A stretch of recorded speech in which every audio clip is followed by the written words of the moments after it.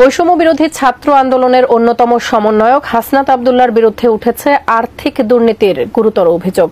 শাহলীগী স্বৈরশাসকের হাত থেকে দেশকে স্বাধীন করে নিজেই দুর্নীতিতে জড়িয়েছেন হাসনাত।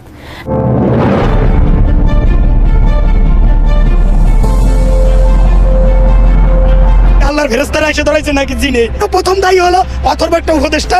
আপনি আবার মাইক ঘুরে নিয়েন না, এই উপদেষ্টার যোগ্যতা নাই। বৈষম্য বিরোধী ছাত্র আন্দোলনের আহ্বায়ক হাসনাত আব্দুল্লাহ সেনাবাহিনীর হাতে গ্রেপ্তার হয়েছেন। বাংলাদেশের হিন্দুদের সুরক্ষায় এবার ভারতীয় সেনা পাঠানোর দাবি। তাহলে সত্যিই কি ভারত সরকার সৈন্য পাঠাতে চলেছে বাংলাদেশে? Breaking news. আওয়ামী লীগ আর হচ্ছে বিএনপি, ডক্টর ইউনূস কিংবা উপদেষ্টা সমন্বয়ক যে বা যারা আছে, এদের বিরুদ্ধে বড় একটি সমাবেশের ডাক দিলেন। ডক্টর ইউনূসের কথা কেউ শুনছে না। সেনাবাহিনী তার নিজের মতো রয়েছে, সে নিজের মতো বিবৃতি দিচ্ছে। বাংলাদেশে জানুয়ারি মাসে একটা বড় কিছু ওলটপালট হতে চলেছে। নতুন চাপে পড়েছেন ছাত্র সমন্বয়করা। বিএনপির ছাত্রদের দাবিকে গুরুত্ব দিচ্ছে না, দলটির ছাত্রদের দাবির বিপরীতে দাঁড়িয়ে চাপ সৃষ্টি করছে। কেন বিএনপি সহ বিভিন্ন রাজনৈতিক দল চাপ সৃষ্টি করছে? দর্শক, এতদিন আমরা জানতাম শেখ হাসিনা পালিয়ে গেছেন, কিন্তু এবার বোমা ফাটানোর মতো এক তথ্য সামনে আসলো। এবার হাসনাত আব্দুল্লাহ মাইনকাজিপায় পড়লেন। এমন কিছু তথ্য উঠে এসেছে অনলাইনের মাধ্যমে যে হাসনাত আব্দুল্লাহ বর্তমানে চাঁদাবাজি করছে, সমন্বয়ক হিসাবে হাজার হাজার কোটি টাকা লুটপাট করে উনি সব কিছু কমপ্লিট করছেন। এমন মন্তব্য উঠে আসে কিছু নেতাকর্মীর মুখ থেকে। তবে কতটা সত্যতা, যা এই ভিডিওতে আপনাদেরকে প্রমাণ করে দেখানো হবে যে আসলে কতটা সত্যতা আছে যে হাসনাত আব্দুল্লাহ উনি এই সমন্বয়ক পদ থেকে হাজার হাজার কোটি টাকা দুর্নীতি করছেন। এবং অনেকেই শিরোনাম দেওয়া হচ্ছে যে বর্তমানে হাসনাত আব্দুল্লাহ অ্যারেস্ট হয়েছে সেনাবাহিনীর হাতে। এমন শিরোনামে যখন ভিডিও আপলোড হয় এবং দেখে মানুষ, সাধারণ জনগণ, তখন অবাক হয়ে যান যে আসলে হাসনাত আব্দুল্লাহ সত্যি কি উনি এই কাজে লিপ্ত হয়েছিলেন কিনা। তবে প্রশ্ন এখানেই দাঁড়িয়ে যায়, শেষ হয় নাই। এখানে বিভিন্নভাবে বিভিন্ন জায়গার থেকে এই প্রশ্নগুলো উঠে আসে। তবে চলুন আমরা কিছু সত্যতা যাচাই করে আসি, তাহলে বুঝতে পারবো। বৈষম্য বিরোধী ছাত্র আন্দোলনের অন্যতম সমন্বয়ক হাসনাত আব্দুল্লাহর বিরুদ্ধে উঠেছে আর্থিক দুর্নীতির গুরুতর অভিযোগ। শাহলীগী স্বৈরশাসকের হাত থেকে দেশকে স্বাধীন করে নিজেই দুর্নীতিতে জড়িয়েছেন হাসনাত।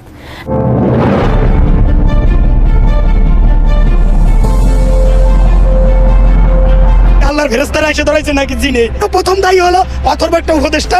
আপনি আবার মাইক ঘুরে নিয়েন না, এই উপদেষ্টার যোগ্যতা নাই স্বরাষ্ট্রমন্ত্রী হওয়ার। স্বরাষ্ট্র উপদেষ্টা বুড়ো ভাম, এই স্ত্রী রাখার সক্ষমতা রাখে না। এই রাষ্ট্র রাখবে কোথায়? আসিফ নজরুল সে ছাত্রীদের সাথে প্রেম করতে করতে তার আর এই আইন নিয়ে ঘাটাঘাটির সময় নাই। দেশের হৃৎপিণ্ড সচিবালয়ে আগুন, সমন্বয়ক পরিচয়ে লাখ টাকার চাঁদাবাজি, খুন গুণ রাহাজানি সহ বিভিন্ন অপকর্মের সাথে জড়িয়ে পড়েছে বৈষম্য বিরোধী ছাত্র আন্দোলনের সমন্বয়করা। তেমনি সমন্বয়ক হাসনাতের পরিচয়ে এক সমন্বয়কের অর্থ আত্মসাতের ভিডিও ফুটেজ ইতিমধ্যে ভাইরাল হয়েছে ইন্টারনেট মাধ্যমে। মনির খান কি করে? হচ্ছে সমন্বয়ক। আচ্ছা,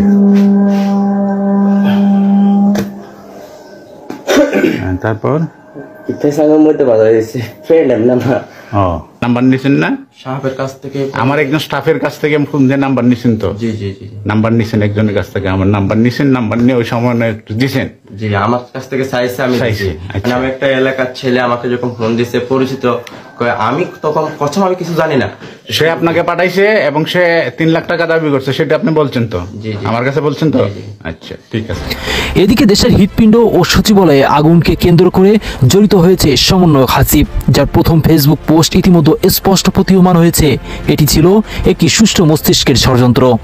যিনি ইতিপূর্বে মেট্রো রেলে আগুন এবং পুলিশের গায়ে আগুন অকপটে স্বীকার করে গণমাধ্যমে। যদি মেট্রো রেলে আগুন না দেওয়া হতো, যদি পুলিশদেরকে না মারা হতো, তাহলে বিপ্লবটা তো সহজেই অর্জিত হতো নাকি? যখন আমি এখানে আসছি প্রায় 3-4 ঘন্টা আগে, আসার পরে আমরা দেখি যে সচিবালয়ে তেমন আগুন এখন যেমন দাও দাও করে জ্বলছে, তখন আগুন এবং দাও দাও করে জ্বলতেছিল না। দেশের এমন বিশৃঙ্খলা এবং বিপর্যয় মুহূর্তে দেখে অনেকটা উদ্বিগ্ন প্রকাশ করেছে বিএনপির রাজনৈতিক দলের মহানেত্রী ব্যারিস্টার রুমিন ফারহানা। এই ষড়যন্ত্রের সঠিক তদন্ত এবং জড়িতদের দ্রুত অ্যারেস্টের দাবিও জানিয়েছেন।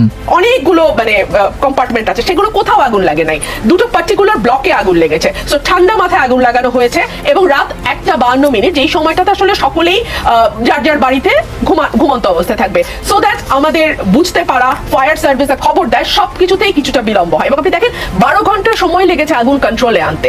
সো খুবই ঠান্ডা মাথায় ভেতর থেকেই এই পরিকল্পনা করা হয়েছে এবং যেই মন্ত্রণালয়গুলোর অফিস এই সচিবালয়ে যেখানে আগুন লেগেছে সেখানে সেতু আছে, আইসিটি আছে, সংস্থাপন আছে, অর্থাৎ মোস্ট ইম্পর্টেন্ট মিনিস্ট্রিগুলো। দর্শক, গণ অভ্যুত্থানের পর সমন্বয়কদের এ ধরনের অনৈতিক কার্যকলাপ এবং দেশকে ধ্বংসের যে গভীর ষড়যন্ত্র চলছে, এই ষড়যন্ত্রকে রুখে দিতে আপনার করণীয় বিষয়টি অবশ্যই মন্তব্য করতে ভুলবেন না। তারা যদি ভালো বুঝতো তাহলে জাতীয় পার্টিকে কাছে নিয়ে কাজ করে। বৈষম্য বিরোধী ছাত্র আজকে যারা আন্দোলন করে, কেউ চা ব্যস্ত, কেউ করতো, বিশ্ববিদ্যালয় বিভিন্ন ভাবে তারা ফেরি করতো, ওই যে আম বেচে, কিন্তু আজকে কই এত টাকার মালিক কোথা দিয়া হয়? আজকে 72-এর সংবিধান আউট করে দেবেন, 71-এর স্বাধীনতা যুদ্ধ আউট করে দিবেন, নতুন কিছু করবেন, এত সহজ? জয় বঙ্গবন্ধু জাতির পিতা, যারা সমন্বয় হয়েছে, তারা যার স্বপ্ন দেখতেছো, সেই কাছে তো দিল্লিকার নাটক হইতেছে। তোরা মনে হয় এই বাংলাদেশের মূলও পাইবা না।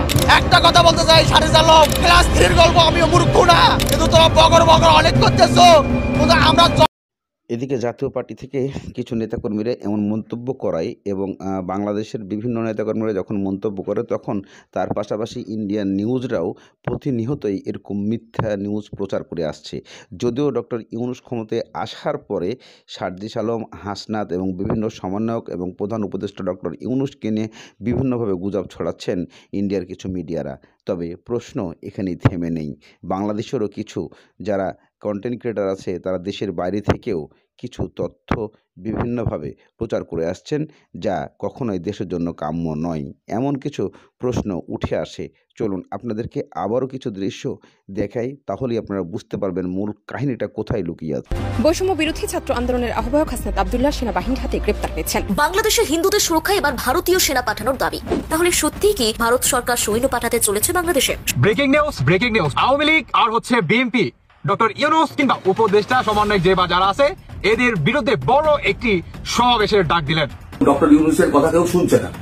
সেনাবাহিনী তার নিজের মতো রয়েছে, সে নিজের মতো বিবৃতি দিচ্ছে। বাংলাদেশে জানুয়ারি মাসে একটা বড় কিছু ওলটপালট হতে চলেছে। নতুন চাপে পড়েছেন ছাত্র সমন্বয়করা। বিএনপির ছাত্রদের দাবিকে গুরুত্ব দিচ্ছে না, দলটি ছাত্রদের দাবির বিপরীতে দাঁড়িয়ে চাপ সৃষ্টি করছে। কেন বিএনপি সহ বিভিন্ন রাজনৈতিক দল চাপ সৃষ্টি করছে? দর্শক, এতদিন আমরা জানতাম শেখ হাসিনা পালিয়ে গেছেন, কিন্তু এবার বোমা ফাটানোর মতো এক তথ্য সামনে আসলো। শেখ হাসিনা নাকি পালিয়ে যাননি। অন্তর্বর্তীকালীন সরকারের কাছে দেশ নিরাপদ, এটা আমি কখনোই মনে করব না, কারণ সংবিধানে নেই তো যে যারা আন্দোলন করবে তারা সরকার গঠন করতে পারে। তারা তো সংস্কার করতে চেয়েছিল, কোনো সংস্কার তো এই কয়েক মাসে কিংবা উপদেষ্টা সমন্বয়ক যে বা যারা আছে, এদের বিরুদ্ধে বড় একটি সমাবেশের ডাক দিলেন। কে দিলেন? মির্জা ফখরুল, আপনার রিজভী সাহেব এবং আওয়ামী লীগের ছাত্রলীগের সাদ্দাম হোসেন কিংবা আদার্স অনেকেই যে বা যারা আছে। কি সেই সমাবেশের ডাক? সেটি হচ্ছে ফেব্রুয়ারি মাসে কিংবা মার্চের ভিতরে যদি বাংলাদেশে নির্বাচন আপনার না দেওয়া হয় এবং আওয়ামী লীগকে আপনার নির্বাচনে যদি অংশগ্রহণ করতে না দেওয়া হয়, তাহলে বিএনপির সাথে কাঁধে কাঁধ মিলিয়ে রাজপথে নেমে যাবে কারা? আওয়ামী লীগ আর বিএনপির কর্মীরা। তাহলে সমন্বয়ককারী এবং ডক্টর ইউনূস এদেরকে কি আপনার ট্যাগেল দিতে পারবে বা থামাতে পারবে? আপনি যদি দেখেন, আমাদের বাংলাদেশে সবচেয়ে বড় দল হচ্ছে দুইটা, একটা হচ্ছে আওয়ামী লীগ আর একটা হচ্ছে বিএনপি। এখন বিএনপি কি করলো? আওয়ামী লীগকে নির্বাচনে এনে দিল বা আনতে চায়, বা আগামীতে বাংলাদেশে নির্বাচন হলে কি সেখানে আপনার 100-এর ভিতরে 200% শিওর হয়ে যাবেন ইনশাআল্লাহ সেখানে আওয়ামী লীগ নির্বাচন করবে, কারণ বিএনপি নিয়ে আসবে। এখন সমন্বয়ক হাসনাত এবং সার্জিস এদের আসলে ঘুম হারাম হয়ে গেছে। দর্শক বন্ধুরা, কি সেই আলটিমেটাম সেটা শুনুন। সেটি হচ্ছে আপনার ফেব্রুয়ারি কিংবা মার্চের ভিতরে, মানে এই দুইটার ভিতরে হচ্ছে আপনার আমাদের বাংলাদেশে সংস্কার কাজ যতটুকু এর ভিতরে করা সম্ভব আপনারা করবেন এবং মার্চ আর হচ্ছে আপনার ফেব্রুয়ারির ভিতরেই বাংলাদেশে একটি সুষ্ঠু নির্বাচন দিতে হবে এবং এই নির্বাচনে আপনার আওয়ামী লীগ, বিএনপি কিংবা আরো অন্যান্য যেই দলগুলো আছে প্রত্যেককে তার নিজ স্বাধীনতা মোতাবেক কিংবা তার দল নিয়ে এসে নির্বাচন করতে পারবে। এখন ভাই, বিএনপির যে কথা, যদি আপনার ফেব্রুয়ারি এবং মার্চের ভিতরে যদি আপনার নির্বাচন না দেয়, তাহলে আপনার আওয়ামী লীগ আর বিএনপি কাঁধে কাঁধ মিলিয়ে ডক্টর ইউনূস সমন্বয়কারী যে বা যারা আছে এদের বিরুদ্ধে মাঝে একটি বাংলাদেশের আরেকটি আপনার 5 আগস্ট হতে যাচ্ছে ফেব্রুয়ারি কিংবা মার্চের মাসে। এটা আসলে আপনি কোনোভাবেই হালকাভাবে দেখার আপনার সুযোগ নেই। কেন নাই?